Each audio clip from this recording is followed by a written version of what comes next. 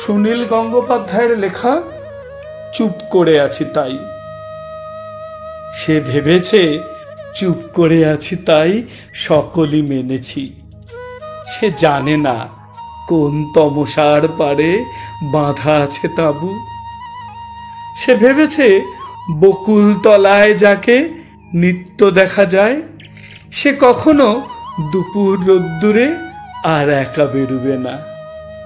সে ভেবেছে জীবন দিয়েছে যাকে হলদে ঝুমঝুমি, খেলা ঘরে যার বেলা টুকিটাকি সান্ত্বনা পেয়েছে, সে কখনো দেখবে না দুহাতে সোনালি শৃঙ্খল।